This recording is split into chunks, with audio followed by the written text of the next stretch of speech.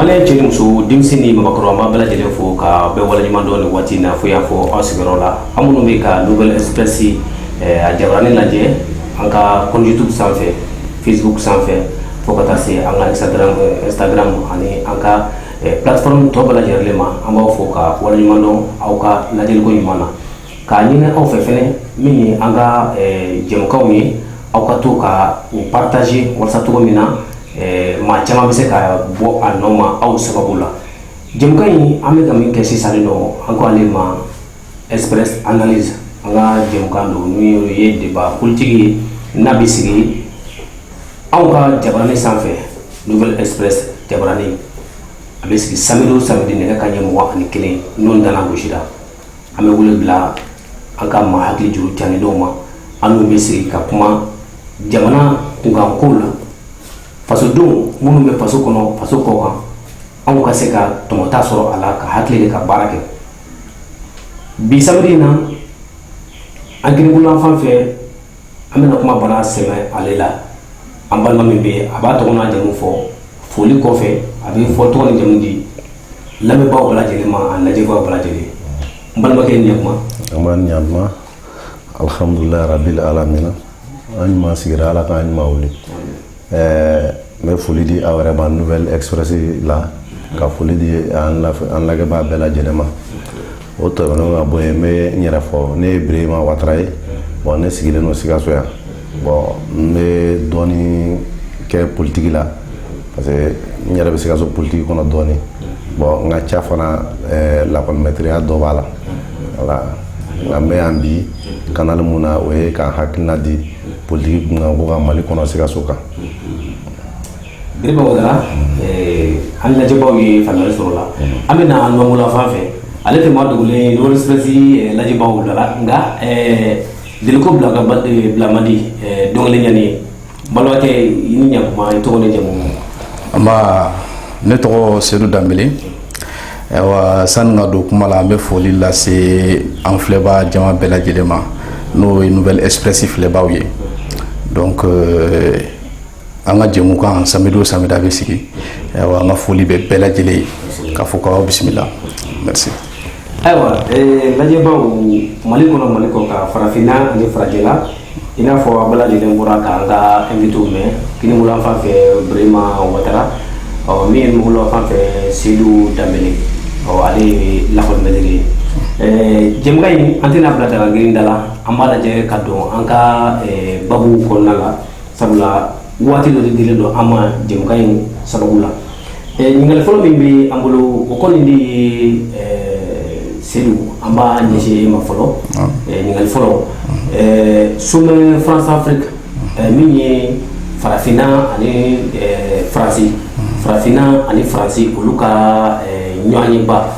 an tun b'a ye fɔlɔ jamanaw marabaaw de bɛ wele a kɛnɛ kan nka min ye ɲinanta ye sifinnakaw de welela a kɛnɛ kan yalima e hakilina ye jumɛn ye o ko la i bɛ se ka mun de ɲɛfɔ an ye sommet France Afrique kura in na. balimakɛ ni cɛ foli la wa fɛn min ye nouvelle forme de France Afrique ye a kɛra don kalo tile 8 a kɛra Faransi Montpellier donc sommet min don an bɛ se k'a fɔ ko sommet traditionnel de don nka zeyina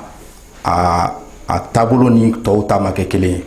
ka sababu kɛ jumɛn ye an y'a ye k'a fɔ ko Faransi président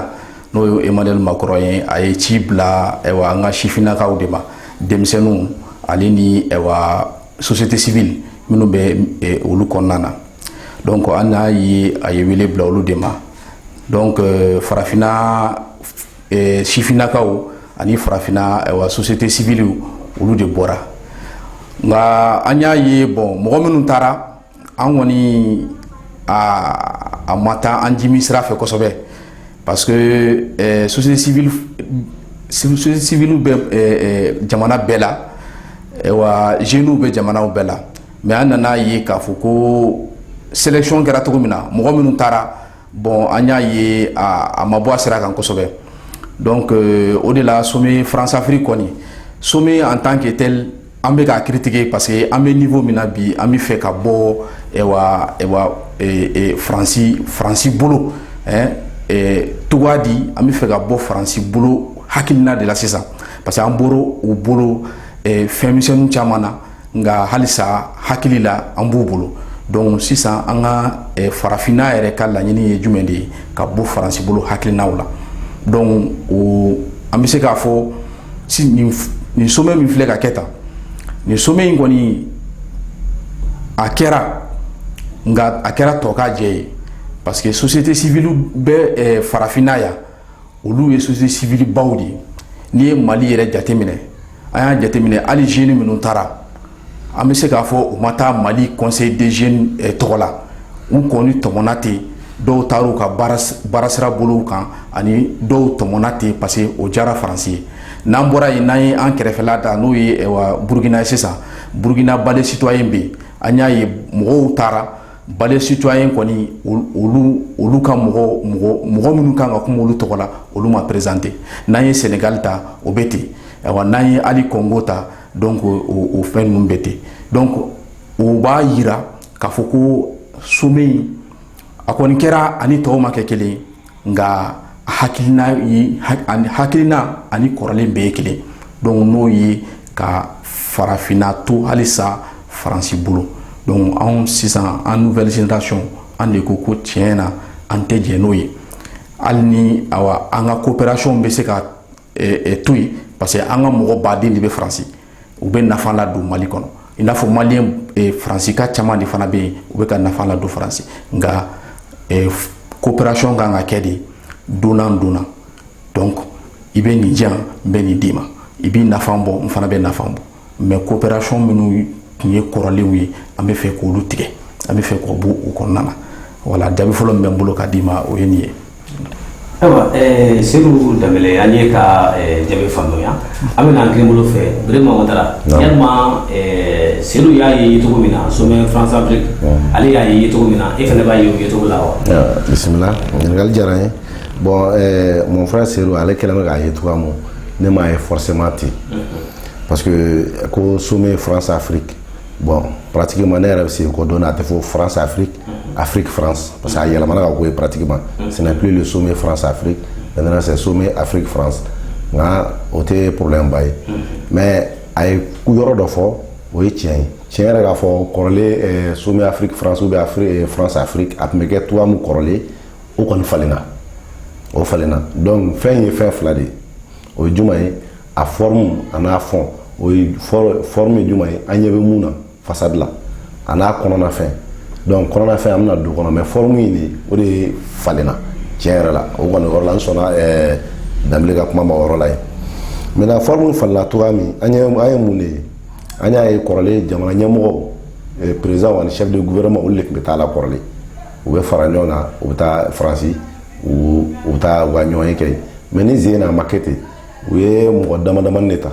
ka olu fara ɲɔgɔn kan maintenant mais i b'a ta i b'a lajɛ mɔgɔ damadamani ninnu yɛrɛ ye jumɛn ye ani u tara cogoya di débat bɛɛ bɛ ɲɔgɔn sɔrɔ o yɔrɔ de la mɔgɔ damadamani ye jumɛn ye an y'a kɔlɔsi a bɛɛ ye jeune ye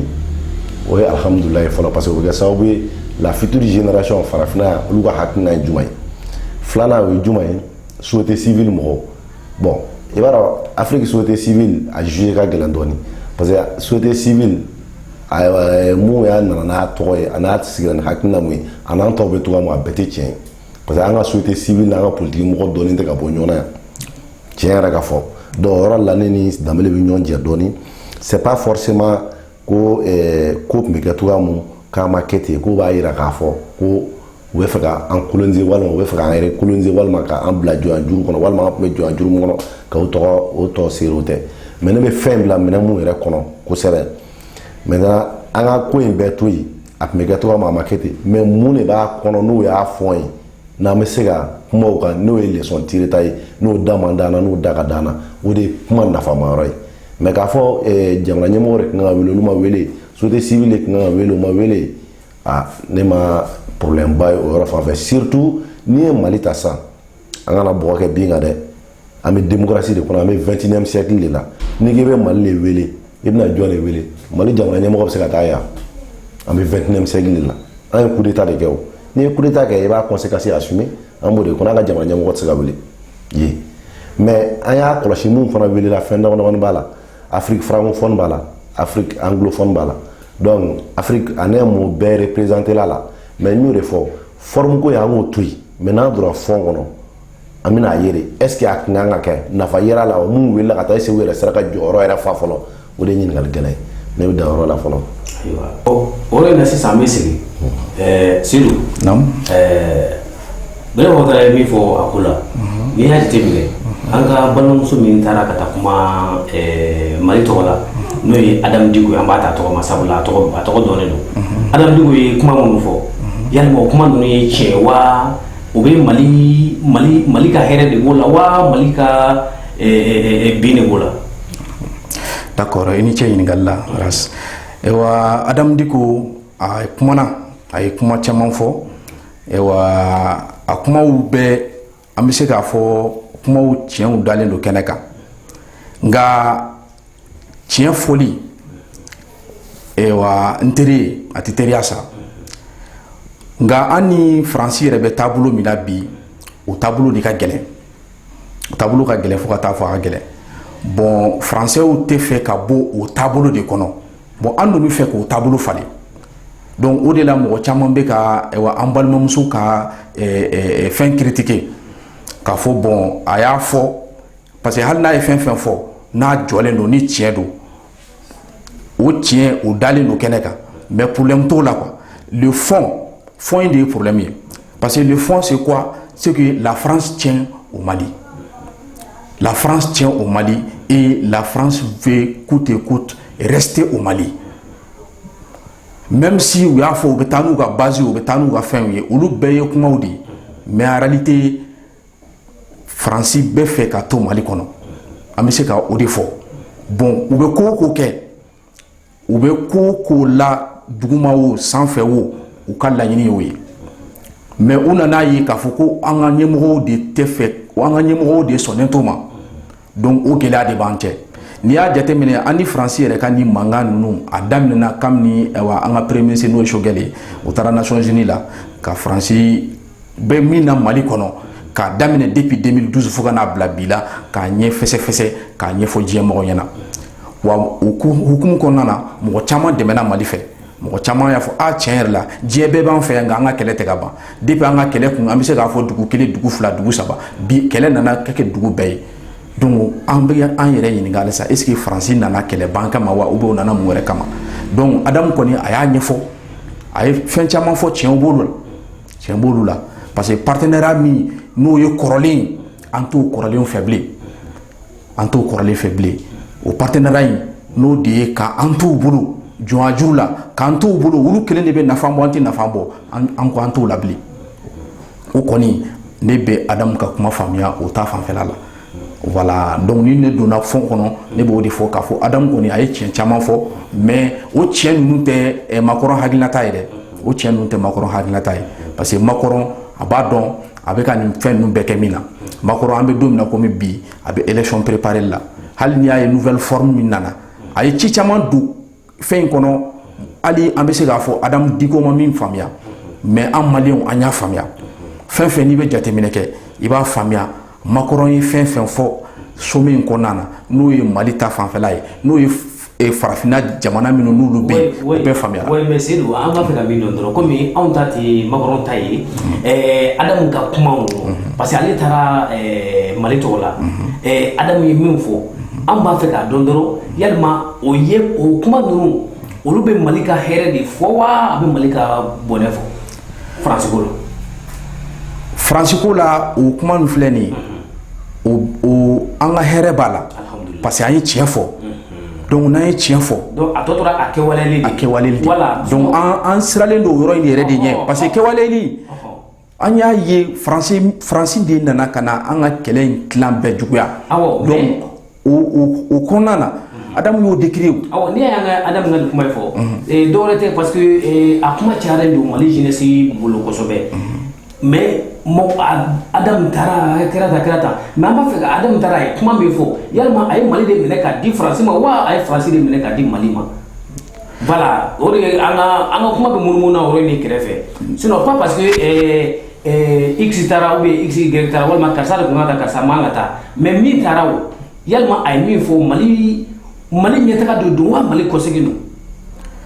Voilà, n y'o de f'i ye. A ɲininkali jaabi a ka nɔgɔn dɛ. N ye min fɔ n'i y'a jateminɛ ɲininkali parce que ɲininkali n'i y'a ta ten i bɛ se k'a fɔ ko a ye Mali défend mais n y'o de fɔ n ko hakilinata min bɛ Macron na. A ye Macron ta côté o n'a ka mɔgɔ bɛ Adamu ta in de la o parce que Adamu ta in o de b'an intéressé o. C'est ça. Macron bɛna min kɛ o fana ko wɛrɛ mais Adamu ta in comme o kuma de bɛ bɛɛ da fɔlɔ yalima Adamu ta in a ye Mali minɛ k'a di Faransi ma wa a ye Faransi de minɛ k'a di Mali ma. N bɛ se k'a fɔ a ye Mali défend a ye Mali défend fɛn caman na parce que hali ne n y'o de fɔ kuma daminɛ na n ko an ko tun bɛ cogo min na Adamu ko a to a tɛ fɛ fɛnw ka kɛ ten bilen donc o yɛrɛ ye Mali défend ye fɔlɔ a ye Mali défend ko dɔw la voilà mais an ɲɛ bɛ Faransi ja la donc o de la Adamu ka kumaw bon a kumaw an ye kuma dama dama tɔmɔ a la olu kɔni mɔgɔ tɛ se k'a fɔ ko kumaw tɛ tiɲɛ nka an sigalen don toujours an ni Faransi ka relation cɛ donc o de la mɔgɔ caman yɛrɛ bɛ ka siga Adamu ka kuma la sinon Adamu ye fɛn dɔw fɔ tiɲɛ dɔ don c'est clair Adamu a décrié la situation c'est-à-dire situation min b'a ni Faransi cɛ n'o ye Faransi fɛ dɔrɔn partenariat in a ka t'olu ka yɛlɛ kan mais an kɔni k'a kɛ ɲɛkumu ye donc o ye Faransi fɛta ye Adamu y'o décrié Adamu ko fo k'a kɛ partenariat ye an bɛ nafa bɔ min na wa Faransi fana bɛ se ka nafa bɔ min na. Voilà. Ayiwa an bɛ na n'an ka ɲininkali filanan ye walima faranga bɛ bolo nin yɔrɔ in na. Faranga bɛ ne bolo bon Danbɛlɛ ye mun fɔ sisan moi je pense que Mali la an caman bɛ fili la dɔɔni bɛɛ tɛ dɛ Danbɛlɛ ka kuma in mɔgɔ min b'o fɔ ne b'a fɔ ko caman bɛ émotion walima u bɛ populisme na walima ça y est passion de bɛ yen dɔɔni. N'i ko ko i bɛ Faransi bɛ Mali kɔnɔ yan depuis 2012 bon an ka kɛ 2013 ye parce que intervention yɛrɛ daminɛna le 10 ou le 11 janvier 2013 d'accord an ka kɛ depuis 2013 ye à peu près san 8 Faransi bɛ Mali kɔnɔ depuis o la n'i ko ko i b'a fɔ ko Faransi nɔ foyi tɛ Mali ka kɛlɛ juguya la an b'a fɔ k'i ma tiɲɛ fɔ mais n'i y'a fɔ ko Faransi de ye Mali kɛlɛ bɛɛ juguya ne b'a fɔ k'i bɛ fɛ ka boli ka responsabilité de ɲɛ ne ma sɔn o kuma ma. Ne ma sɔn o kuma ma fiyewu Mali balo yɛlɛli o ye Faransi ye o tɛ Faransi ye ni yɔrɔ dɔ la Faransi nɔ b'a la i n'a fɔ Adamu ka kuma kɔnɔ an ka nin crise bɛɛ lajɛlen daminɛ 2012 a bɛɛ sɔrɔla mun fɛ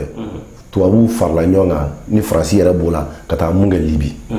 o tɛ kɔnɔdimi o ye ɲɛdimi fo n'a man di mɔgɔ min ye sinon bɛɛ ɲɛ b'o tiɲɛ na o tɛ tiɲɛ ye Faransi nɔ b'o yɔrɔ la ye mais an ka balo gɛlɛyalen o tɛ Faransi ye ne ma sɔn o kuma ma an ka kalanko tiɲɛnen o tɛ Faransi ye anw de ye wa Faransi tɛna a régler mais ni Faransi sigilen don i n'a fɔ Adamu ni technique kɛ cogoya min ne sɔnna o yɔrɔ de ma o ye de aw jɔli da nin yɔrɔ in aw ni cɛ ko in ju bɔra aw de la aw de kɛra sababu ye anw bɛ nin yɔrɔ problème kɔnɔ mais ka taa fɔ aw de y'anw ka problème bɛɛ ye o ye de e bɛ k'i ka responsabilité k'a fui bon an ka dirigeants u caman b'o de canal kɔnɔ sisan donc an ka bɔ émotion kɔnɔ an ka bɔ populisme kɔnɔ mais ni seginna ka na i ka kuma yɛrɛ la ça y est o ye Adamu ye mun fɔ ne b'a fɔ ko i n'a fɔ n y'a fɔ kuma daminɛ cogo min la forme tiɲɛ na ani kɔrɔlen tɛ kelen mais le fond mɔgɔ dɔ ka bɔ ka fɛn dɔ fɔ ne ye walima ni ne balaga bɛ se ka kuma dɔ fɔ Danbɛlɛ bɛ se ka kuma dɔ fɔ k'Adamu ye nin fɔ k'a kuma ye fiyewu ne ɲɛ t'a kuma na mais kuma bɛɛ bɛ ɲɔgɔn sɔrɔ jumɛn de fɛ Adamu kun man ka taa parce que Choguel ni ninnu bɛ ɲɔgɔn na ta a bɛ tan n'o de fɔ n'an k'an b'o kɛ o y'an nalen mɔgɔ ko la o y'an nalen sentiment ko la hali bi bon n'an dun nana sentiment ko la Mali la an b'o problème de kɔnɔ o de b'an diviser parce que n'i ko ko Choguel sisan mɔgɔ dɔw b'a fɔ est-ce que Choguel yɛrɛ a nana cogo di ten c'est le premier ministre de la rue n'i ko Assimi dɔw b'a fɔ c'est le premier ministre c'est le président de la transition des armes o bɛɛ kuma bɛ se ka fɔ mais o ye an bɛ fɛ ka bɔ o jeu de kɔnɔ donc n'an fond kɔnɔna na en réalité Adamu taara kuma mun fɔ an ka problème bɔra Libi la Faransi ka anw bonya u k'an ka dirigeants bonya u kana k'o dicter anw kun par la force an ka coopération kɛ c'est bien o yɔrɔ la donc o faraŋani de tun bɛ ne bolo fɔlɔ. am tan nga ngadi flana mi mali transition prémisiri no shugal ko kala mai gay ay tama bereta ke inyeshi Genève ma ayalma tama ko nala ay kuna foni dila do fene bisinlay no bisi la kawo ani turki la kawi yalma i hatina jube o Genève su tagani kuma no nale ñingal jaraay bon il va ramener une fin là à former premier ministre de la transition, même s'il est venu par la rue. Actuellement, il est le premier ministre de la transition du Mali. Quand il est à Tribodi, Abdagnon Karafe, Shogel Tara et Onimono, aye ayira kafo anga problème français. À Tara Genève, so muna kosaina, ne mafli Juma Jan Temele, ou Juma Temele comme ça, a interview d'ode. Soma Shogel ko Francine Mali couple kelele. Ay ko noya. Ay ko noya. Kayira kafo say ko man gela bita fili nyona kuma konnana awo yira. O kofe Shogel nana yira kafo ko ina fa me kuma ko ay mu fo onina hali francier basi abato flemono terroriste entraîné malla ama ira ku ayu entraîné parce que ni ko ayu entraîné o korole alibi ama bla passer là ako ka kuma ba ira fali conseil ali là nous sommes français ka terroriste entretenu bon ou formé mais sur les kuma do foga faraga malen be ka hakki tola shugel ko a prévu bolu de shugel ka prévu bolu ne wala alhamdulillah yorna ne ba fo chatri bodo moi fla de bibina Shogel Assimi président Shogel chef du voilà chef du gouvernement exécutif bolu fla de bolu Mali de son famba exécutif d'état do te tien ne preuve ba bolu ata sebe France kata azda plainte de cour pénale internationale là ou bien nati so go chike ate prévu une gense chien kile comme ko Mali kura de do to ba ke to ma na kete ay prévu une gense chien kile en beka lafia parce que ni prévu jensena bibina ka fo ko tiere do e prévu bolu habita malien beka yi amu ko roma dudu la am bebe wuli kuta ko korota sans wala mais nous ma se ka prévu jense ça abe mun ko fo c'est du populisme côté monantaro me mu ga jo ga feno fo mo ga famna walma jaye kuma utitu donc am bebe si ga Shogel de la mesa parce que a ko de ko prévu be donc wala ne ko kuma saba clé dans ngono ne ba flex chatri boy je moy jamana nyamo fait chef d'état là a moy un homme d'état ni homme d'état e magake donc et puis kuma do fana be si c'est nyamo wati mango fo adam nunu exemple olu be se ka kuma do fo parce que pression te français bulu ka koluka Shogel tisse ko fo keneka ab se ka fo dugula mais manga fo keneka on n'est pas chef du gouvernement pour zéro diplomatie vobe do be se ka fo à l'interne mais ne y'a fo toga do la surtout ka jamana binin no folo e be na ni pression e bu défier ku mo défier o te ko jugu mais akana ki kono ki ka tia de du fana na soro e ka jamana ka intérêt tala et aw me niveau na ça est-ce que en communauté internationale il est défier officiellement est-ce qu'il a arrangé est-ce qu'il a tant arrangé ne fait Shogel mo question poser à voilà o jabe de bene bulu folo aywa nouvelle espèce la bijaba o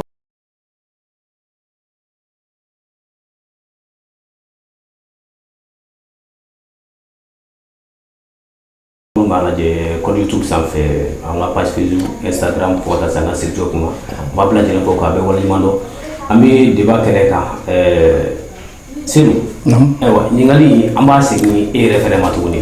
ɲininkali kelen min n'a y'a kɛ n'o ye Shogel ka Genève taga ye a n'a ye kuma min di kunnafonidilaw ma yen nɔ i hakilina ye jumɛn ye a ko la d'accord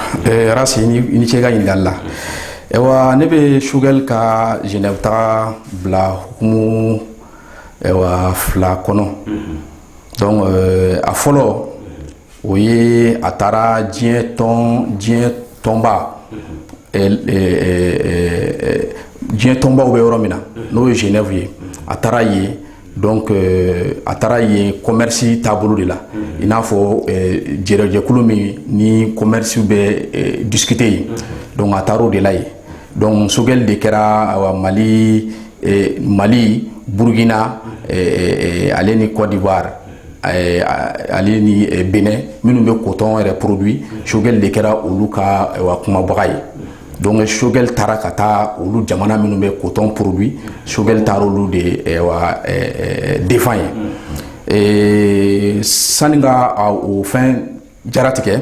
n b'a fɔ an ka segin kɔ dɔɔni parce que Choguel filɛ nin ye Choguel ye mɔgɔ ye c'est un négociateur.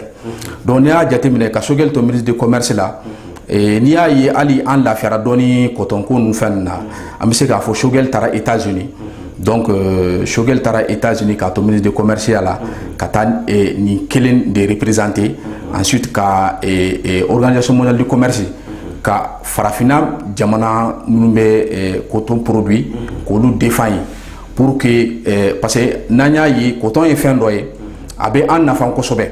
wa farafina Afrique de l'Ouest an bɛ coton min produit c'est la meilleure qualité c'est le meilleur fibre mais a tɛ k'a nafa halisa mun de la a tɛ k'a nafa parce que jamana développé lenw olu bɛ subvention de kɛ u ka producteurs ye donc o bɛ an ta concurrencer o b'a to an ka paysans tɛ se ka fɛn sɔrɔ donc Choguel de kɛra mɔgɔ fɔlɔ ye ka taa o sommet la comment dirais-je Washington ka taa an ka fɛn producteurs défend donc u ye dɔ b'u ka subvention na donc an ka coton yɛlɛla donc n'i y'a jateminɛ fɔlɔ coton sɛnɛlaw ani sisan coton sɛnɛlaw tɛ kelen dɛ u sera ka dɔɔni u ye dɔɔni sɔrɔ an bɛ se k'a fɔ sɔrɔ la. Maintenant ni o bɔra yen ni min kɛra Genève kɔsannin na a taara c'est la même chose parce que stratégie de b'a bolo donc a b'a dossier dɔn déjà hali n'i y'a ye a kɛra porte-parole parce que u b'a dɔn k'a fɔ a bɛ se a la donc a ye farafina producteur de coton a y'olu défend maintenant o sen fɛ sisan parce que sisan an bɛ se k'a fɔ don o don Mali ko kuma bɛ mɔgɔw da sisan. Mali ko kuma bɛ mɔgɔw da parce que Mali nouvelle autorité u ye yɛlɛma caman bɛ ka kɛ n'o ye u y'u kan nabɔ donc n'o ale Choguel yɛrɛ ye fɔlɔ donc a ye journaliste dɔw wele Russie journaliste ale ni après Turquie journaliste a kuma n'olu fɛ donc a ye fɛn dama fɔ donc mɔgɔw bɛ se k'a fɔ ko u ma o fɛnw ye mais mɔgɔ bɛɛ kan k'a dɔn bi Choguel tɛ expert ye mais bi in na Choguel bɛ min dɔn Mali nord la Mali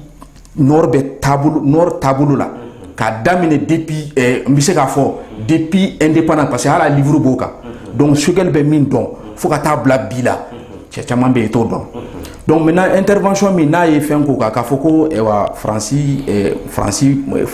sɔrɔdasiw u bɛ ka djihadistes entraîner nord la ko il a même les preuves n'a ko preuve b'a bolo ce qui est sûr et certain n'a ko preuve b'a bolo mɔgɔ don a bɛ se ka preuve labɔ et an yɛrɛ fana dans la conscience même n'i y'a jateminɛ n'a fɔra ko Kidali tɛ Mali dɔ ye Faransi de bɛ Kidali la France fait ce qu'elle veut jɔn b'a dɔn k'a fɔ k'u bɛ ka min kɛ yen n'a fɔra k'u bɛ ka mɔgɔ faga ye n'a fɔra u bɛ ka nin kɛ ye jɔn bɛ se k'a fɔ ko ayi n'e tɛ taa ye e bɛ se ka mun b'o kalama cogo di. Choguel kelen fɛnɛ ko armée bɛ Kidali dɛ. Armée bɛ Kidali armée cantonnée de bɛ Kidali armée cantonnée de bɛ Kidali u bɛ camp de kɔnɔ u tɛ bɔ camp kɔnɔ hali n'u bɛ bɔ i bɛ taa sɔrɔ u ni MINUSMA mɔgɔw de bɛ bɔ donc an bɛ se k'a fɔ armée bɛ Kidali c'est l'armée reconstituée mais armée min don a cantonné donc ça veut dire quoi ils sont pas libres de leur mouvement bon alors que France nana pour que un Français wele pour recouvrer l'intégrité territoriale c'est-à-dire yɔrɔ bɛɛ ka kɛ Mali ta ye France nana o de kama ni France yɔrɔ bɛɛ minɛ tile 3 kɔnɔ ka tɔtɔ Kidali k'a fɔ ko Maliyɛnw tɛ taa Kidali mɔgɔ Maliyɛnw kan k'i yɛrɛ ɲininka o la dɛ maintenant sisan n'a ko preuve b'a bolo k'a fɔ u ye mɔgɔ ninnu entraîner an kɔni an b'a makɔnɔ mais a ye preuve labɔ a ma preuve labɔ an kɔni dalen don a la k'a fɔ Faransi bɛ ka ko wɛrɛ kɛ Kidali an Maliyɛnw tɛ min kalama donc maintenant ne bɛ Choguel ka interview ɲɛ b'a bila hukumu de kɔnɔ maintenant n'o bɔra yen fana a ye kuma wɛrɛ fɔ a y'o Turkiw y'o lase a ko bi in na Mali perelen don Mali labɛnnen don ka coopération kɛ ni jamana bɛɛ lajɛlen Mali perelen don ka coopération kɛ ni Mali ka jamana bɛɛ lajɛlen diɲɛ jamana bɛɛ donc Turquie wɛrɛ ale y'a ye Turquie ye minɛnw bila ka na chinois etc. donc la Russie c'est à dire il faut que an bɛ fɛn min kɔnɔ il faut k'an ka bɔ a kɔnɔ Faransi tɛ se k'an ka gɛlɛya dɔn an maliyɛnw de b'an ka gɛlɛya dɔn ni n balimakɛ ko ɲɔ da malo da gɛlɛyara ɲɔ da gɛlɛyara a jateminɛ kɛ ɲɔnɔ filɛ sisan an bɛ don min na komi bi u bɛ ka mɔgɔw ka malo jeni u ye mɔgɔw empêcher ka taa sɛnɛ kɛ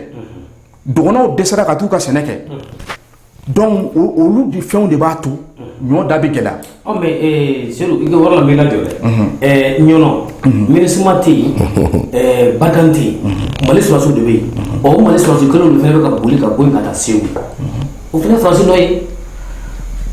Mali sɔrɔdasiw tɛ ka boli ka taa Segu. mais min fɔ ɲɛna aw ye min fɔ arajosow la o ko sɔrɔdasiw bɛ ka kɛnɛ bila ka taa k'a dɔn k'a fɔ Segu o de kama olu yɛrɛ bɛ ka don kulun kɔnɔ ka baw tigɛ ka u gɛrɛ dugu wɛrɛw la. Bon parce que fɛn dɔ don n'an ma fɛn dɔ bɛ yen n'an m'a fɔ a ɲɛ kan parce que jeli n'i ye jeli dogo a furakɛ man di dɛ. voilà Cissé n bɛ min fɔ i ɲɛna sécurité fɛn bɛɛ tɛ se ka fɔ kɛnɛ kan a bɛɛ tɛ se ka fɔ kɛnɛ kan n kɔni bɛ min fɔ mɔgɔw k'u hakili latigɛ n bɛ min fɔ kow bɛ ka kɛ ne tɛ régime défend dɛ ne y'o de fɔ ne tɛ régime défend mais n kɔni b'a dɔn yɛlɛma bɛ ka kɛ bɛɛ b'a dɔn yɛlɛma bɛ ka kɛ mais Mali yɛrɛ problème ye min ye bi in na yɛlɛma fɔli ka di mɔgɔw ye mais mɔgɔw yɛrɛ yɛlɛma man di mɔgɔw yɛrɛ yɛlɛma man di donc il faut que an ka yɛlɛma de i n'a fɔ mɔgɔw yɛrɛ b'a fɔ cogo min na ko dɔw yɛrɛ ko Mali kura a bɛ tɛmɛ jumɛn de fɛ Mali kura bɛ tɛmɛ maliden kura de fɛ hakilina kura donc il faut k'an ka hakilina kuraw de ta il faut k'an ka hakilina kura ɲumanw dɛ an b'o ɲumanw de fara ɲɔgɔn kan pour que an ka se ka avancer mais maliyɛn caman bɛ yen changement ka d'u ye avancement ka d'u ye mais olu yɛrɛ kelen dɛ u yɛrɛ kelen alors que an bɛ yɔrɔ min na bi na an bɛ fɛ bɛɛ de ka fara ɲɔgɔn kan pour que ka se ka avancer donc ne bɛ nin jaabi de bɛ ne bolo ne bɛ se ka dɔɔni fara Sogɛli ka fɛn kan. voilà ça y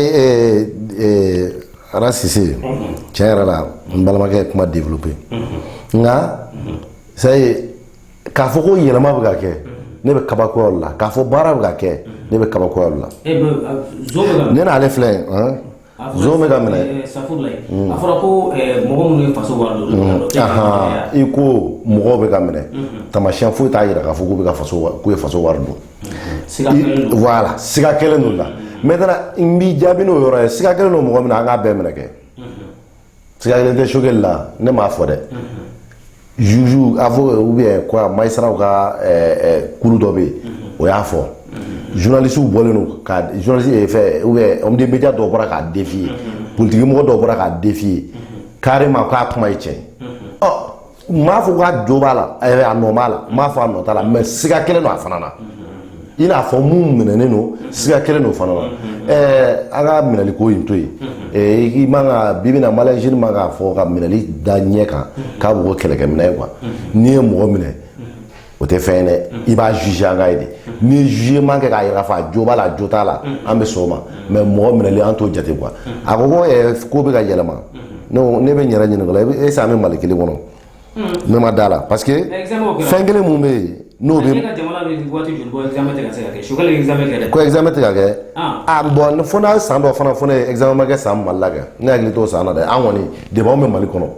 n'a bɔra année blanche mun kɛra université la k'a fɔ ko examen ma kɛ daminɛ yɛrɛ filɛ fo a bɛ se ka kɛ ne bɛ fili kɔnɔ mais ne hakili t'o la examen kɛra Sogɛli yɛrɛ bɔra k'a fɔ ko examen yɛrɛ kɛra cogoya mun ani mun bɛ terrain kan n'a kɛra cogoya mun bɛɛ ka jaabi b'i yɛrɛ bolo yen mais an ka pan o yɔrɔ kunna ne bɛ ka segin ka na n balimakɛ ka yɔrɔ la yɔrɔ mun a ko yɛlɛma bɛ ka kɛ an ka na mun bɛ se an bɛɛ ma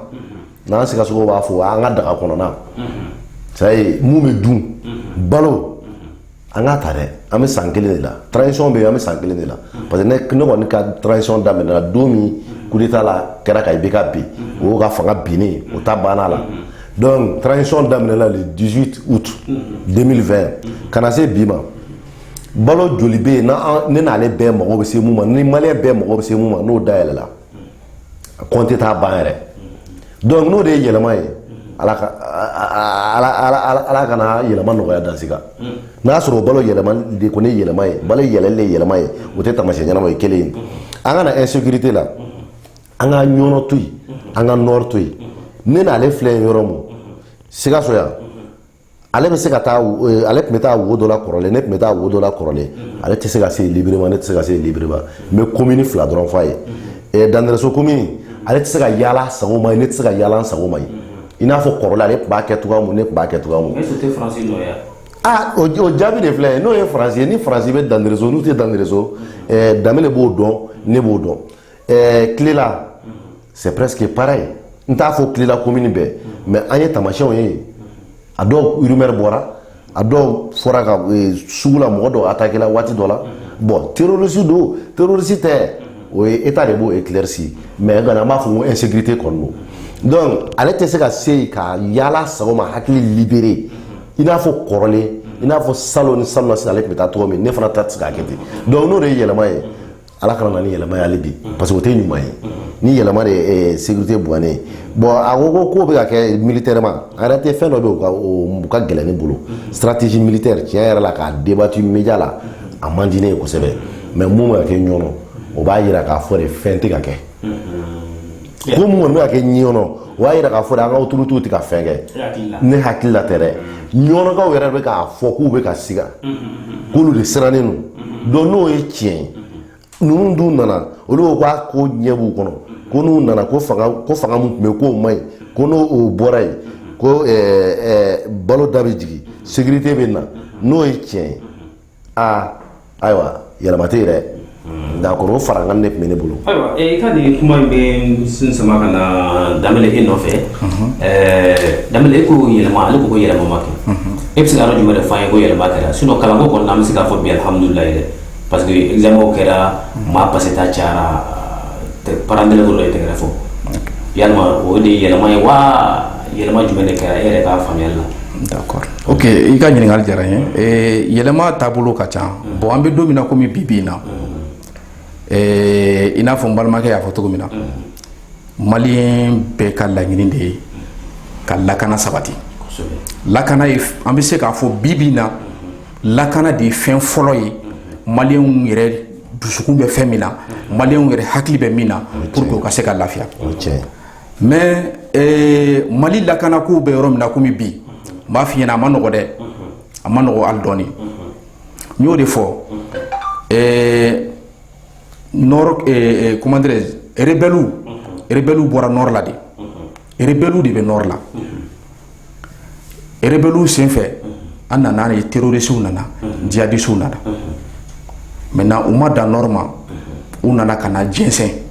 u jɛnsɛnna jamana de kɔnɔ jɛnsɛnna fan bɛɛ sisan a bɛ ka min fɔ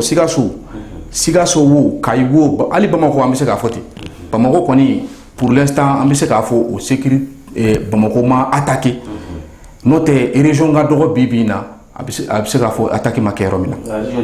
région tɛ yen donc MINUSMA nana Nations Unies mɔgɔw nana u nana pour que ka na anw lakana de ne yɛrɛ bolo ka mission y'o de maintenant n'an nana ye k'a fɔ ko bon insécurité a déplacera de ka bɔ nord la ka na sud la ne yɛrɛ bolo sanu u n'u ka machine n'u ka fɛnw ka to nord la fɛn fɔlɔ dɔ kan ka kɛ fɔlɔ u ka jigin sud la an ka dugu mankan minnu bɛ yen u ka baziw bila yen an yɛrɛ ka sɔrɔdasiw jɔyɔrɔ ye jumɛn de parce que absolument n y'o de fɔ n ko sécurité ma nɔgɔ n'i y'a ye k'a daminɛ depuis indépendance la fo ka n'a bila bi la indépendance la fo ka n'a bila on peut dire 91 la mɔgɔw tun bɛ siran Mali ɲɛ de mais Mali armée de nana ci bɔgɔbɔgɔ an y'a ye la flamme de la paix kɛra yan armew minɛna ka jeni armew minɛna ka fɛn donc Mali armée kan ka reconstituer de bon ne yɛrɛ bolo o reconstitution de daminɛna n'a y'a ye armement bɛ ka na n'o de fɔ sécurité la n'o tɛ se ka girin ka bɔ ce n'est pas possible yɔrɔ tɛ se ka ni sécurité y'i sinsin a tɛ se ka bɔ yen insécurité y'i sinsin a tɛ se ka bɔ yen siɲɛ kelen n'o tɛ faransi ka puissance ka bon n'an ta ye mais u sera ka insécurité bɔ nord la hali u bɛ nord min na u sera ka bɔ yen wa u ma se ka bɔ yen. donc b'a yira an na sisan k'a fɔ minɛnko tɛ seko tɛ. minɛnko tɛ seko tɛ m'o de f'i ɲɛna hali an bɛ se ka hali Adamu ka kuma sɔn ji la o la il faut des projets de développement. Parce que développement n'i y'a ye mɔgɔw bɛ insécurité dɔ fana ye développement de ye o n'i y'a ye développement tɛ yen i b'a ye mɔgɔw bɛ fɛn dɔw ta ka mɔgɔw sɛgɛrɛ donc o bɛ na ni développement jamana yɛrɛ marabaaw wa an ka impôt de bɛ k'o kɛ wa développement jamana marabagaw de kan k'o kɛ mais marabaa minnu bɛ yen bi u na ni bi cɛ o développement bolo jumɛn da parce que n'o de f'i ɲɛna bitayi ma nɔgɔn n'o de fɔ ɲɛna jamana ɲɛmɔgɔw nana u nana jamana sɔrɔ niveau min na bɛɛ b'a dɔn Mali kɔni kun a tɔ kun ye fitini ye Mali tɔ kun ye fitini de maintenant n'u u nana ka jamana sɔrɔ état la donc d'abord il faut sauver l'essentiel donc essentiel ye jumɛn ye parce que bɛɛ b'a dɔn Mali kɔnɔ yan pouvoir légitime tun bɛ yen insécurité min kɛra o la o yɛrɛ de y'a tɔ bɛɛ bonya an nan'a ye kanw cira an nan'a ye duguw cira o sanga ni waati bɛɛ o man bɔ wari min fana bɛ ka ta pour le développement n'o ye ka wari ta ka dugumisɛnninw ka santé kɛ yen ka école kɛ yen ka fɛnw kɛ yen donc an nan'a ye o wariw fana détournera n'i y'a jateminɛ il y a 1240 milliards qui ont été votés à l'Assemblée pour 5 ans pour le développement, c'est-à-dire pour l'armée.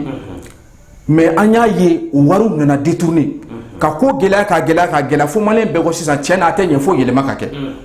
Donc an bo yelema de kono o yelema tsira ke ni san biduru ke be tiena. Ce n'est pas les biduru tse ko ojo. O tsira ke ni san biduru ke be tiena les biduru tse ko ojo. Donc an bo phase de là. Bon si ça me phase mina. Malien bɛɛ de kan ka a jɔyɔrɔ fa pour la sécurité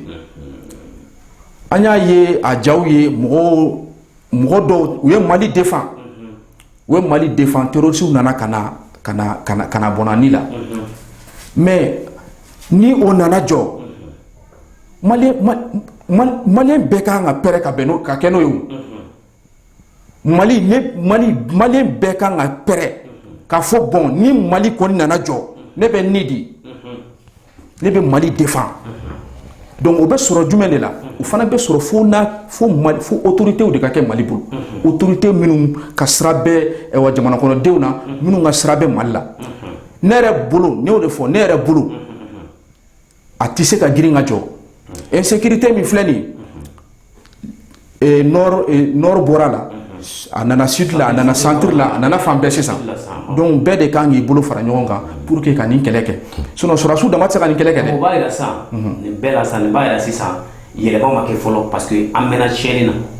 donc o kɔrɔ yɛlɛma ma kɛ fɔlɔ de Seydou. o jɛlen don tiɲɛni barika bonyana. voilà donc fanga kura o ma se ka yɛlɛma kɛ fɔlɔ. yɛlɛma n y'o de fɔ yɛlɛma daminɛna o yɛlɛmaw bɛ ka kɛ yɛlɛma daminɛ n y'o de fɔ yɛlɛma daminɛw fɔlɔ. Il faut que parce que injustice ni injustice minnu bɛ yen il faut que olu ka fɛn ensuite o ye kelen ye. non Seydou an ma ɲɔgɔn faamu o injustice minnu bɛ filɛ nin ye sen na o ɲɛnabɔli dan ye Bamakɔ de ye Bamakɔ dɔrɔn ye o n'o tɛ ɲɔnɔmara maa minnu bɛ ka tɔɲɔ o injustice bɛ ka dilan wa an ka taa Segu an ka taa Mopti an ka taa Tombouctou an ka taa Gao an ka taa Kidal ɔ injustice Mali dan ye Bamakɔ ye wa n b'a fɛ k'o de dɔn. Mali bɛ ka ɲɛnabɔ Mali yɔrɔ jumɛn de la ni injustice bɛ ka ɲɛnabɔ. Mali dan tɛ Bamakɔ ye n y'o de fɔ n ko ni tiɲɛni barika bonyana a dilanni ma nɔgɔn ni tiɲɛni barika bonyana dilanni ma nɔgɔn. mais est ce que aw ka justice fanga bɛ aw bɛ ka se ka justice kɛ Mali yɔrɔ wɛrɛ la min tɛ Bamakɔ ye. justice parce que justice il faut même la réforme de la justice parce que justice min jɔlen don n'i y'a ɲɛ an sera nin niveau dɔ ma bi c'est à cause de l'injustice. Parce que e filɛ nin ye comment dirais-je Ouattara filɛ nin ye an bɛɛ ka voix fiyɛna o ye jumɛn de ye a ma kɛ injustice de ya a wolola jumɛn de la a ma wuli mouvement na wa o mouvement bɔra jumɛn de la o ma na ni faux coup d'état de wa o ye injustice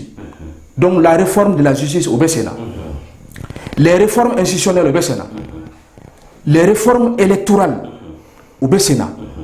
parce que an nana ye mɔgɔw nana sumalen u b'u ka baara kɛ bɛɛ dalen don la u y'u ka élection kɛ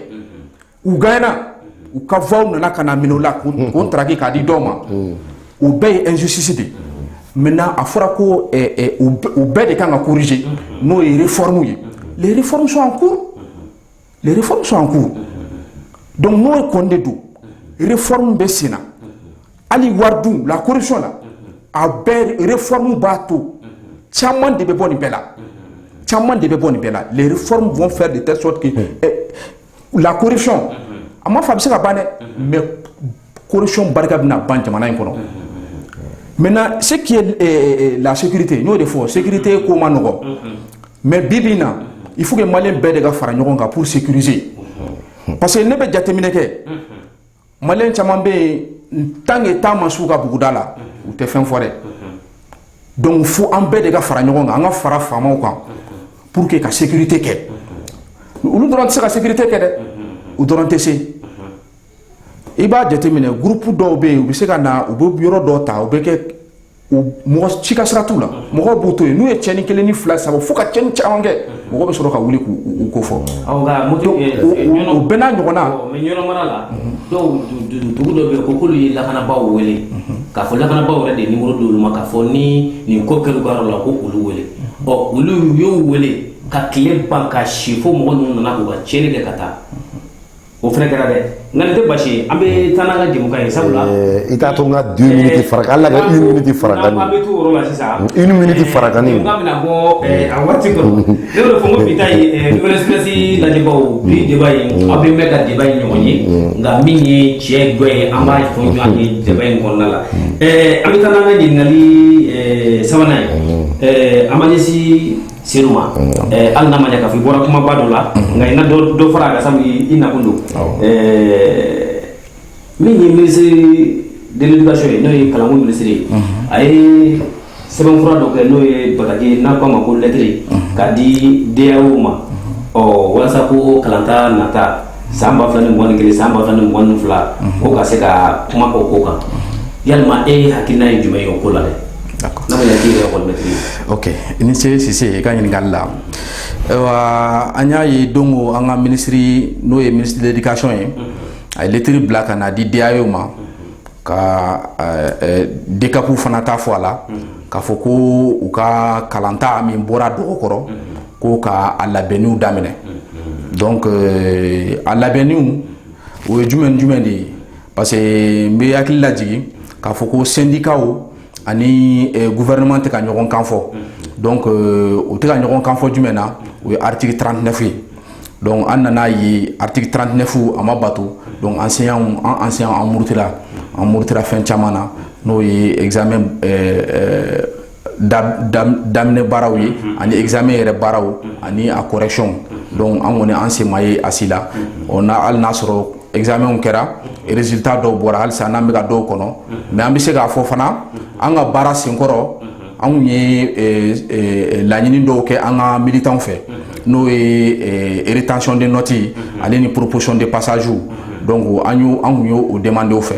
donc an ka militants an bɛ yɔrɔ min na komi bi bi in na an ka militants bɛɛ ka notes an'u ka proposition de passage b'u bolo donc o ye an fana ye arme de guerre de donc an y'o de déployer o de la sisan a fɔra ko ministre ko DAO ni DCAP ma k'u ka rentrée labɛn tɛ ko wɛrɛ ye dɛ ka ɲini maîtres fɛ u ka proposition de passage an'u ka notes u k'olu di pour que minnu kan ka passer n'u ka notes ye olu bɛ se ka notes bɛ se ka don cogo min na pour que a ka dɔn i passera i ma passer ani écoleden kura minnu fana kan ka ta n'an b'a fɔ o ma ko nouvelle inscrits donc olu fana bɛ sɔrɔ o hukumu kɔnɔna na donc an nana ye nin si ma kɛ donc an bɛ se k'a fɔ ko salon san o ma ban halisa o de bɛ ka continuer donc o de kelen do ka problème poser donc o de la ni lettre in bɔra ko DCAP DAE u ka ko bɛɛ kɛ pour que ka se ka note sɔrɔ pour que denmisɛnninw ka se ka la passer mais an kɔni an école maître an kɔni ko de fo article 39 hali n'a sɔrɔ an bɛ don min na komi bi an degulen don parce que an bɛ se k'a fɔ maîtriw bɛ yɔrɔ min na komi bi bi in na u b'u kelen na parce que dɛmɛbaga t'an na an b'an kelen na an ma examen kɛ examenw kɛra résultats bɔra halisa an kɔni ka kɛlɛ kɛ arme ye fɛn min ye o de ye an ka notes ye donc o notes de maralen b'an bolo donc a ka gɛlɛn fana k'a fɔ ko san ka se ka daminɛ ni notes ma se ka di mais nin bɛɛ ye parce que jamana ɲɛmɔgɔ an bɛ se k'a fɔ u kɛn bɛ ka kalan minimiser n'o tɛ sigi ka fɔ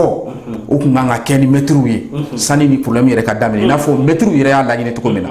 mais o ma kɛ donc toujours on veut faire déplacer les problèmes donc hali ni y'a sɔrɔ mɔgɔ minnu ye examenw kɛ notes duuru ma ten u passera ten maintenant minnu kan ka passer sisan ni notes ye u tɛ se ka passer cogoya si la fo ni fɛn dɔ taara ka d'u ma n'o tɛ u tɛ se ka la passer donc an kɔni an ka dayɛlɛlen don pour que gouvernement bɛ se ka sigi ka fɔ laɲini k'an fɛ cogo min na donc an ka se ka sigi ka fɔ kɛ an ka bɛn kɛ i n'a fɔ a yɛrɛ y'a fɔ cogo min na comment dirais-je à la déclaration là il faut que la rentrée soit inclusive plutôt donc l'inclusivité de la rentrée au tisse ka kɛ tant que maître se ma don a la maître dun caman de bɛ on peut dire les 90% ou même plus des enseignants sont en grève donc ne ka hakilina ye min ye an kɔni an ka dayɛlɛlen don i n'a fɔ olu fana k'u ka dayɛlɛlen don cogo min na donc an fila bɛɛ ka da tɛ se ka yɛlɛ ka bila donc fo dɔ de k'a fɔ dɔ ma a ye n'an ka sigi ka fɔ kɛ bon o dun u kan ka laɲini kan ka bɔ gouvernement de fɛ pour que an ka sigi ka fɔ kɛ donc ni min kan ka se ka kɛ n'o ye article 39 ye a ka appliquer ou bien bɛnkan kɔni ka sɔrɔ pour que école ka se ka daminɛ voilà. Ayiwa Watara an bɛ sɛbɛn fan fɛ yanni an ka tila ka na an segin kalanko in ani jamanako in ka tila ka na se daminɛ ma la hakilina ye jumɛn ye nin ɲininkali sabanan in. bon ɲininkali sabanan in na ne yɛrɛ b'a fɔ daminɛ yɛrɛ an ye ɲininkali dɔ kɛ fɔlɔ la ɲininkali filanan na daminɛ yɛrɛ o jaabi sabanan in kɔnɔ nka yanni n k'o jaabi 30 secondes ne y'a fɔ daminɛ Sikaso yan ne ka voix ma suɲɛ mais don dɔ la n b'a ɲini fɛ i ka na an k'o fana prévoir parce que ko bi thème t'o kan so ne ka voix ma suɲɛ Sikaso yan sara de bolila Sikaso yan o y'a daminɛ ko manipulation de kɛra Sikaso yan manipulation de kɛra résultat la fɛn na ka population la funteni o y'a damana kuma an t'o kan bi d'accord o bɔlen école ko in na tiɲɛ na an bɛ ɲɔgɔn sɔrɔ yɔrɔ dɔ la o ye juma ye tiɲɛ yɛrɛ la nin b'a yira k'a fɔ salon école hali bi o ma bila a ye mun fɔ o ye tiɲɛ ye dɛ parce que n'i y'a ye ministre bɛ taa lettre sɛbɛn ko k'a ci DAE ma ani DCAP ni bon a tout cas autorité administrative ma k'u ka précaution ta ni ka fɛn pour que la rentrée soit effective o kɔrɔ de ye a yɛrɛ kɔnɔ gannen de don kɔnɔ gannen tuguni parce que salon ta labanna cogoya mun a kun cɛ cogoya ma ɲɛ o hali n'a sɔrɔ ale yɛrɛ bɛ ka premier ministre défense ta o bɔra k'a fɔ ko ɲinan an yɛrɛ ɲɔgɔn ma kɛ fiyewu examen ko la kalan na an m'a sɔsɔ dɛ kalan kɛcogoya mais examen ko la an b'a dɔn ko tiɲɛ tɛ a kuma tɛ k'a yɛrɛ rattraper et puis n ko a bɛ kɛ daminɛ yɛrɛ y'a question jaabi parce que nin yɛrɛ b'a yira ko yɛlɛma man ɲi mais ni donna a question fɔn kɔnɔ o ye jumɛn ye sans mentir ne bɛ fɛn in lajɛ fɛn fila de la ne yɛrɛ ye ancien ye ne yɛrɛ ye ancien ye nka ala m'anw garisɛgɛ an ka kɛ fonctionnaire i n'a fɔ danbele ninnu kɛra ye cogoya min nka danbele ninnu mana sɛgɛn anw fana bɛ sɛgɛn c'est comme n'anw fana sɛgɛnna a kan ka k'olu ka sɛgɛn ye an bɛɛ bɛ minɛn kelen kɔnɔ yɔrɔ dɔ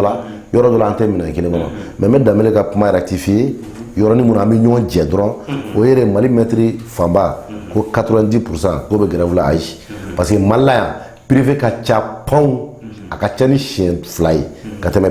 public kan donc vacataires de ka ca ani fɛ les enseignants du privé olu ka ca ka tɛmɛ dɔ ninnu kan mais a kɔni ye fɛn dɔ fɔ sigafɔ kuma na kɛ a bɛ nɔgɔya nka mais ka bɔ kuma kɔnɔ ne bɛ to ka kuma dɔ de fɔ o de ye nin ye problème ma daminɛ ɲina depuis salon maître banna fɛn mun na IBK ni b'u bolo ni Choguel nana fɔ ko u ka sɔrɔ la sa a ko ma nɔgɔn dɛ question in dabɔra Assimi de kama c'est Choguel qui pose problème Choguel ti mɔgɔ ye mun bɛ se ka mɛtiriw deli ka don Dido le ministre de l'éducation te mɔgɔ mun bɛ se ka mɛtiriw deli ka don o tɛ se ka kɛ o parce que salon olu y'a nin fɔ mɛtiriw k'u ka ban ɲinɛ tɛ se k'u ladon mais Mali kura ko kama i n'a fɔ Seydou yɛrɛ da sera ma to ma gɛlɛya min bɛ jamana kɔnɔ ni école ko in bɛɛ tiɲɛna fɛnɛ insécurité tiɲɛna a bɛ san a ka ca ni san 20 ye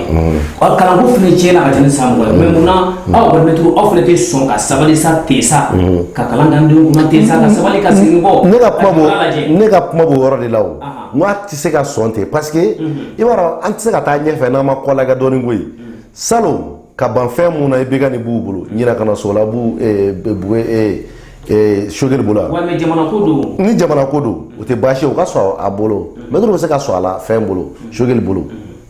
mais u banna la i bɛ ka nin b'u bolo olu mun ye légitime ye dans ce cas adamadenya hakilila la u ka yafa deli i bɛ ka nin b'u fɛ o dun fana tɛ se ka kɛ ko de filɛ yen dɛ sinon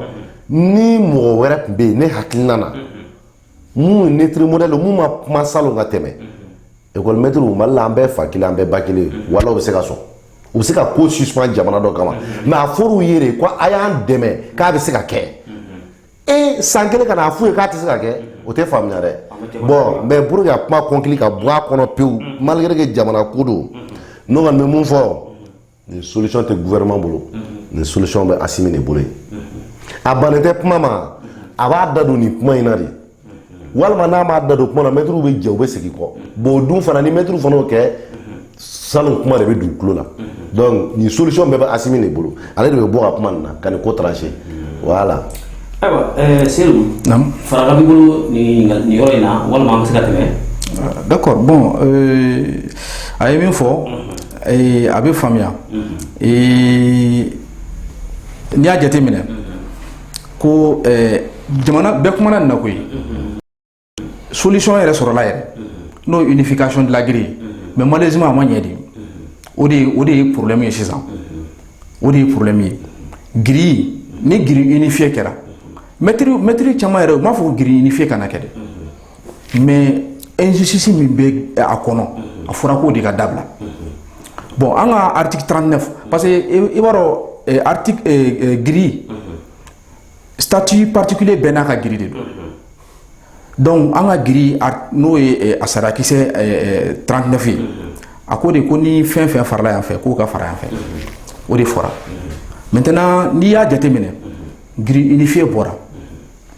a bɛ se ka fɔ pour que ka problème ban grille unifié mana kɛ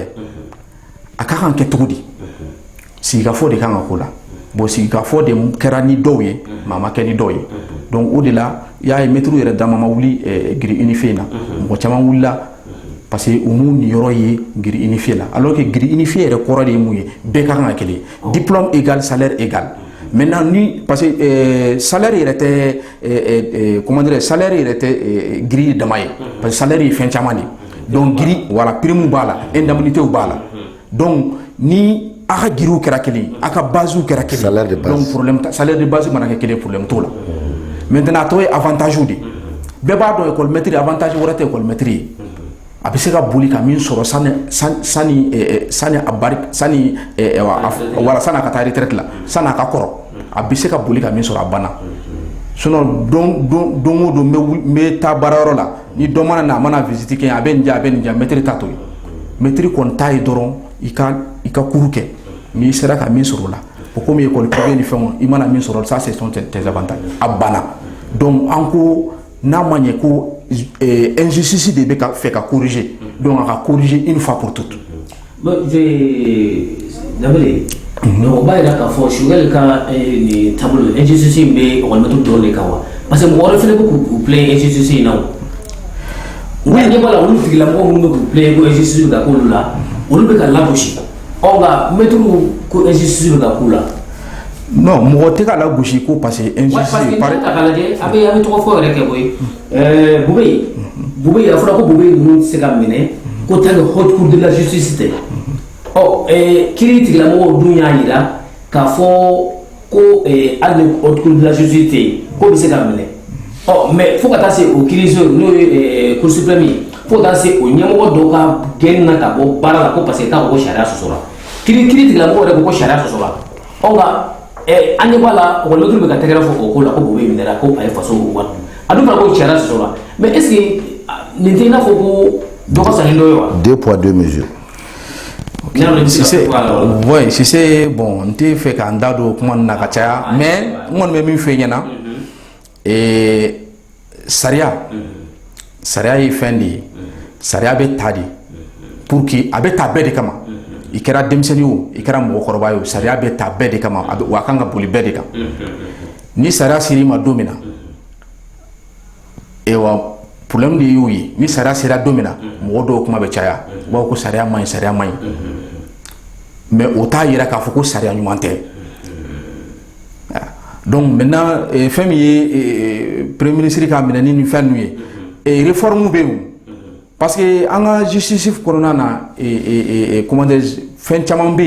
ou lu kuma défini fin chamambe ou lu mai donc minu mai ou lu be ka boala minu ka lu kanga doala donc ou lu be de réforme donc réforme be di kanga ke pour que malien be ka segi sa ko voilà afabera anga wati corona ningali maba nga komi samedi ata fele be en tant que jem kay sigi kuray wala ma kunja kuma yi tumay bi jem kay kon nala anga so ba kene d'accord madame le folo ka mbalma ke fo no siru damele parce que démocratie rebe ne ko fo akilan do balla do be na do be la do be mo wala do anga sigi ka fale tienta le fait galonta fait tienta ne fait galonta ne fait donc et mon frère wele kana nouvelle express to la amé fana fo ka nouvelle express la ba bela jene fo ka bo kuma na ne be mun fo dro mali ambere je ka fo nous les tienike nous les apatridu on les patriotes angana au kuma mun fo anga essayer ka na quelque chose d'inclusivité parce que transition madame nous les gars ou na yo tuna sika ta pour tout au-delà de pas d'abord voilà quand on est peuple on y a demandé point de tien so ni peuple bibina ou fleur de serre na baro ko tien donc amala de delisa heni mumbe o ka bani nyonche mais anti ka bok mana feu fo anga aklito anga finitigu muna olu mumu nindi kasa on to wala ne kante el politique ma de tel politique soutenir fiu je voulais raconter que l'aile politique de l'armée entre le soutenir voilà mais l'armée il s'agit de la vraie armée mais au moins elle politique entre le co mais la vraie il y a une partie de l'armée vraiment vous ka san to la tiens la armée bobo na me beko mais mungo ni na fro ma elle politique en tout là mais armée to tiens munde elle politique tiens la en tout ça sera parce que le bugu ni kasa en place là do ala ku ni la hine ku darosma buka baraka hine ke banabato yi ka en fana me ka saraka buyi donc ni flira kumana tout filite peut-être demsena yorodo walma d'abord comment compter d'accord c'est d'abord wati en tant que gama amé kuma dima les policiers du boulot on ça samedi na tanga sega ngoso c'est ça d'accord rasmumo nga foli biye nga foli be nouvelle express jama bela jele à l'amérique la be ana fleli ke jama be donc kuma kunchela ne be mi ni ndoron en malien anga fara nyogon ka anga sigi ka foke donc comme sigi ka fo do dabolenu do kanga na ke anga na foko sigi ka fo chamankera mo chaman kuma yesi ka fo follow la mais ni ala ka dien olu kanga yenina donc angoni ambe malien ambe anga foli be malien be mais ambe malien be ka hakilata ka kilinye pour que anga se ka bifo ambe situation min kono anga se ka ba kono situation d'insécurité situation économique difficile donc vraiment anga fara nyogon kan ina fo bamanaw yere wa fo tugumina kono kulu jele o de be bifo voilà donc kuma labana o de be ne fe ka fo are ni che ka barala Nouvelle Express la jeba che musu dimsini makroba kon YouTube sans fait page Facebook Instagram ananga site web sanfɛ an b'a bɛɛ fo k'a bɛɛ waleɲuman dɔn ka ɲini aw fɛ aw ka an ka jɛmukan fɛn o fɛn bɛ Nouvelle Express sanfɛ a k'u partager ni ka j'aime ta ka se ka commentaire kɛ fili min b'an ka baara la an ka se k'o dɔn sabula baara mana kɛ cogo o cogo i b'a sɔrɔ fili dɔ bɛ a la o tuma a ka partager ka se ka an ka baarakɛtaw yira maa caman la Nouvelle Express anw cogolen don Sikaso yan cogo min na an cogolen don Bamakɔ hippodrome fɛnɛ la ten tɔ o tuma aw minnu bɛ Sikaso yan nɔ kɛrɛnkɛrɛnnenya la ni aw mago de bɛ ka aw ka jata fɛn o fɛn kɛ mariage don wa denkulu don wa anniversaire don wa conférence de presse de b'a bolo wa walima gɛlɛya bɛ e maa min kan n'i b'a fɛ ka dɛmɛ ɲini o tuma an ka dayɛlɛn don a bɛɛ lajɛlen ye jɛmukan in débat politique de don ne tɔgɔ ye Mohamed Njamu Sise u bɛ n wele Ras Momo jɛmukan in débat politique bɛ sigi samedi o samedi nɛgɛ kanɲɛ 21 a k'an bɛn samedi nata a kɛcogo kan Sala Mohamed